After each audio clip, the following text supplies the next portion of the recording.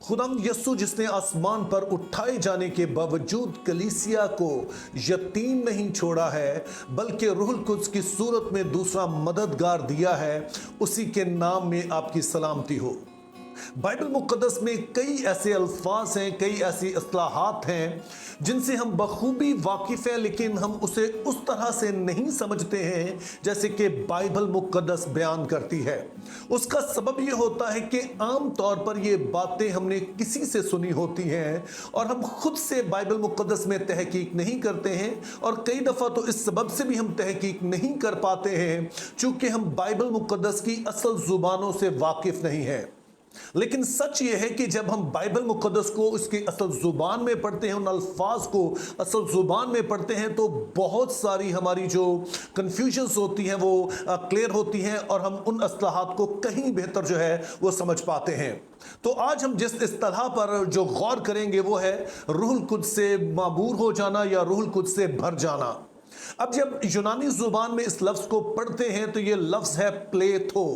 अब नए अहदनामा में ये लफ्ज़ जो है ये कुल 24 दफ़ा इस्तेमाल हुआ है, और दिलचस्प बात यह है कि उनमें से सिर्फ 2 दफ़ा जो है वो मत्ती इस्तेमाल करता है और बाकी 22 दफ़ा जो है मुक़द्दस लूका इस लफ्ज़ को इस्तेमाल करते हैं। अब इन 22 में से 13 मरतबा लूका की इंजील में ये लफ्ज़ इस्तेमाल हुआ और 9 दफ़ा ये लफ्ज़ इस्तेमाल हुआ है अमाल की किताब में। तो इस तरह से हम देखते हैं कि मुक़द्दस लूका ने इसे बहुत ज़्यादा इस्तेमाल किया है। तो आइए हम मुक़द्दस लूका से ही समझते हैं कि जब वो इस लफ्ज़ को इस्तेमाल करते हैं तो इससे उनकी क्या मुराद होती है। मुक़द्दस लूका के इस्तेमाल करना इन 22 लफ्ज़ों को जब मैंने इसके कॉन्टेक्स्ट में पढ़ा तो मैं 2 बातें जो है वो समझ पाया। तो प्लेथो का यानी किसी चीज़ के भर जाने का जो पहला मतलब हमें समझ आता है वो है कि मिक़दार के लिहाज से किसी चीज़ का भर जाना। मिसाल के तौर पर मुक़द्दस लूका इस लफ्ज़ को इस्तेमाल करते हैं उस वाक़े में कि जब यीशु मसीह अपने शागिर्दों से कहते हैं, पतरस से कहते हैं कि कश्ती को गहरे में ले चलो, और फिर जब वो जाकर वहाँ जाल डालते हैं, मछलियाँ पकड़ते हैं, तो अपनी कश्तियों में वो इतना भर लेते हैं कि कश्तियाँ डूबने लगती हैं। सो इसका आइडिया ये है कि जब उनके पास इतनी मछलियाँ आ गई तो उन्होंने कश्ती में पूरी तरह से भर दी, इस तरह के फिर कश्ती का कोई भी हिस्सा जो था वो खाली नहीं रहा। तो सादा लफ्जों में हम कहेंगे कि किसी चीज का इस तरह से भर जाना कि उसमें मजीद किसी चीज की गुंजाइश ना रहे। इसके अलावा इसका दूसरा इस्तेमाल जो है वो बहुत अहम है, और ये इस्तेमाल हुआ है कि जब आप किसी जज्बे से इस तरह से भर जाएं या कोई जज्बा आप पर इस तरह से सवार हो जाए कि फिर उस जज्बे के तहत ही आप सोचें, उस जज्बे के तहत ही आपका तर्ज़े अमल हो, तो इस तरह की हालत के लिए लफ्ज़ प्लेथो इस्तेमाल हुआ है। इस लफ्ज़ को हम बेहतर तौर पर समझ सकते हैं लूका की इंजील उसका 6 बाब उसकी 11वीं आयत से, जिसमें कुछ यूं लिखा है, वो आपे से बाहर होकर एक दूसरे से कहने लगे, हम यीशु के साथ क्या करें। अब यहां पर जो लफ्ज़ आपे से बाहर होना है, इसके लिए जो यूनानी लफ्ज़ वो प्लेथो ही इस्तेमाल हुआ है। अब हुआ कुछ यूं है कि जब यीशु सब्बत के दिन एक शख्स को शिफा देते हैं तो जो फरीसी हैं वो इस कदर गुस्से से भर जाते हैं कि वो आपे से बाहर हो जाते हैं। इंग्लिश में इसकी ट्रांसलेशन कुछ यूं है, and they filled with madness. ये बहुत ही खूबसूरत तर्जुमा है, क्योंकि यूनानी जुबान में जिस लफ्ज़ का तर्जुमा मैडनेस किया गया है वो है ए नोयास। अब जो नूस है इसका मतलब होता है जहन, हमारे सोचने समझने की सलाहियत, और ए जब इसके साथ लग गया तो इसका मतलब है कि अपनी जो आम सोचने समझने की सलाहियत से उससे महरूम हो जाना। यानी कि इनके जहन पर जो गुस्सा है वो इस कदर सवार हो गया कि ये जिस तरह से आम सोचते समझते थे, एक मंतकी तौर पर सोचते थे, उस तरह से अब नहीं सोच रहे हैं, बल्कि गुस्सा जिस तरह से इनको सोचने पर मजबूर कर रहा है उसी तरह से ये इन बातों को सोच रहे हैं।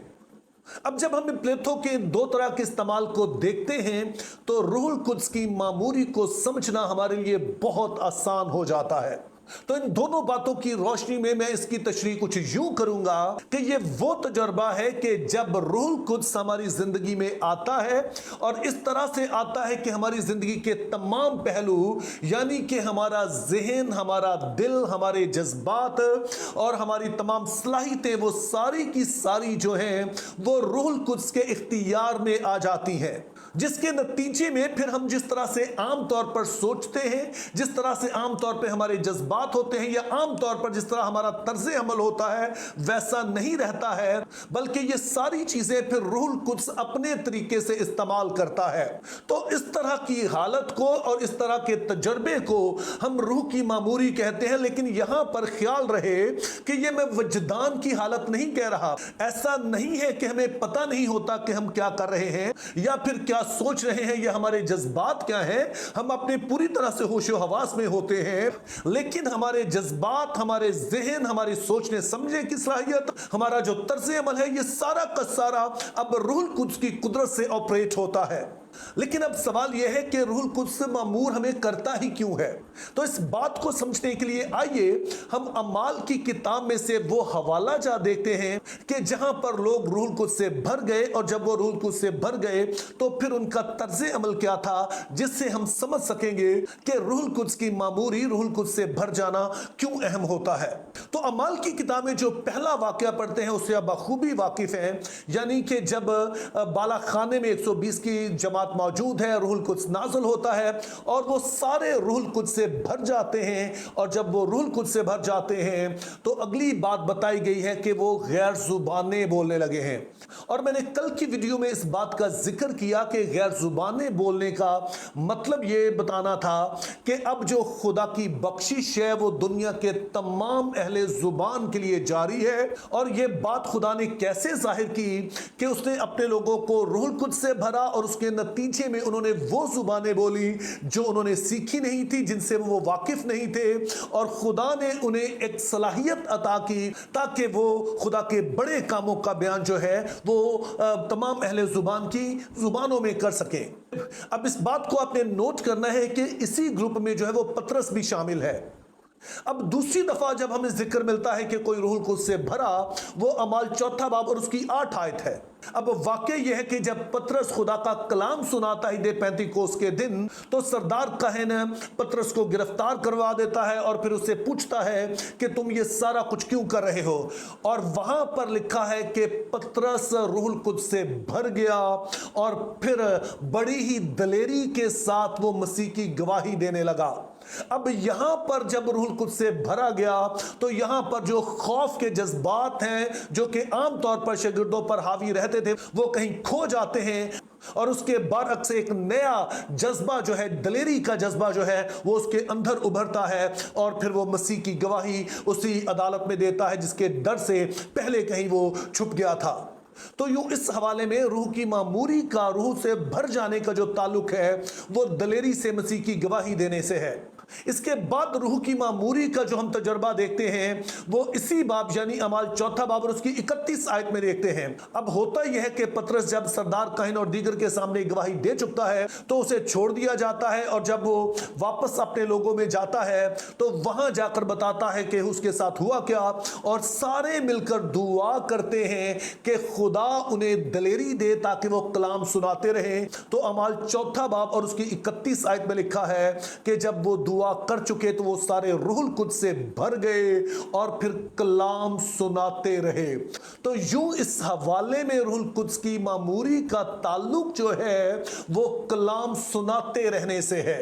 इससे अगली दफा जब हम रूहुल कुद्स से मामूरी का वाकया देखते हैं तो वो हमें अमाल 9 बाब और उसकी 17 आयत में मिलता है। और ये वो वाकया है कि जब साउल का सामना जी उठे मसीह से होता है, उसकी आंखें चुदिया जाती हैं और फिर वो 3 दिन तक इसी हालत में रहता है, और फिर यीशु मसीह हनन्याह को भेजते हैं ताकि वो साउल के लिए दुआ करे। और जब हनन्याह उसके लिए दुआ करता है तो वो कहता है कि तू रूह से भर जाए। और फिर अगली बात हमें यह बताई गई है कि जो साउल है अब के वो पौलुस बन जाता है, और फिर वही जो कलीसिया का सताने वाला था वो अब मसीह की मुनादी करना शुरू कर देता है। तो इस वाक्य में हम देखते हैं कि जब कोई रूहुल कुद्स से भरा तो उसका दिल ही बदल गया, और उसके जो मसीह मुखालिफ जज्बात थे अब मसीह के लिए इतने स्ट्रांग हो जाते हैं कि वो जाकर इबादत खानों में मसीह की मुनादी करने लगता है। सो यहां पर हम कह सकते हैं कि रूह की मामूरी का ताल्लुक जो है हमें एक नया शख्स बना देने से है, जिसका मकसद ये था कि मसीह की मुनादी की जाए, मसीह की खिदमत जो है वो की जाए। اور پھر روح کی معموری سے متعلق جو آخری حوالہ ہمیں ملتا ہے وہ اعمال 13 باب اور اس کی 9 آیت ہے۔ اب یہ وہ واقعہ ہے کہ جب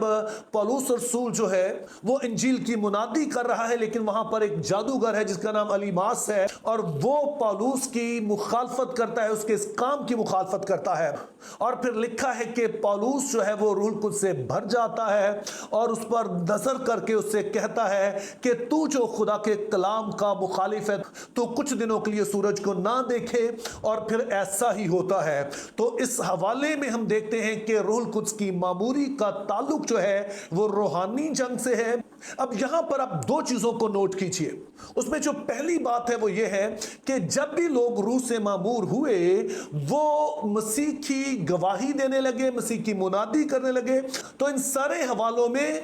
کسی نہ کسی طرح سے روح القدس کی معموری کا تعلق مسیح کے لیے جینے، مسیح کی گواہی دینے، یہ مسیح کی خدمت سے ہے۔ یہ بات دلچسپ کیوں ہے؟ چونکہ بہت سارے لوگ چاہتے ہیں کہ خدا ہمیں روح کی معموری دے، ہمیں روح کا یہ تجربہ عطا کرے، لیکن کمروں میں بیٹھ کر انجوائے کرنے کے لیے یہ روح کا تجربہ نہیں ملتا ہے۔ دراصل رینہارڈ بونکے کہتے ہیں کہ جو روح القدس کی نعمتیں ہیں وہ کھیلنے کے کھلونے نہیں ہیں، بلکہ یہ جنگ کے ہتھیار ہیں، اور یہ اسی وقت استعمال میں آتے ہیں جب آپ روحانی جنگ میں اترتے ہیں، کلام سنانے کے لیے، مسیح کے لیے جینے کے لیے، مسیح کی گواہی دینے کے لیے۔ تو جب آپ اس بات کے لیے تیار ہوں گے تو آپ اس تجربے کو پا سکیں گے۔ دوسری امپورٹنٹ بات یہ ہے کہ جو ہم نے 5 واقعات پڑھے ان میں سے 3 کا تعلق پطرس کے ساتھ ہے۔ پہلے تینوں تجربات میں پطرس ہے جو کہ روح القدس سے بھر جاتا ہے، سو وہ ایک دفعہ نہیں بھرتا ہے، 3 دفعہ ہمیں بتایا گیا کہ وہ روح القدس سے بھر گیا، اور پولس کے بارے میں بھی ہمیں 2 مرتبہ بتایا گیا کہ وہ روح القدس سے بھر گیا۔ تو اس سے ہم سمجھتے ہیں کہ روح سے معمور ہو جانا یہ بار بار ہونے والا تجربہ ہے، جو کہ ہمیں مخصوص حالات میں جب ہم کچھ کر رہے ہوتے ہیں، مسیح کے لیے کچھ کرنا چاہ رہے ہوتے ہیں، تو اس وقت دیا جاتا ہے تاکہ ہماری کمزوری میں روح القدس ہمارا زور بنے، ہمارے خوف کو دور کرے، ہماری جھجک کو دور کرے، ہماری سوچنے سمجھنے کی صلاحیت کو جو ہے وہ بہتر کرے، ہماری زبان کا ذمہ لے، اور پھر ہماری جو دیگر صلاحیت انہیں نکھار دے تاکہ ہم بہتر طور پر خدا کی خدمت جو ہے وہ کر سکیں۔ میری دعا ہے کہ خدا ہم سبھی کو یہ تجربہ دیتا رہے اور ہم خداوند کی خدمت مؤثر انداز میں کرتے رہیں۔ Think biblically, live purposefully, have a very good day.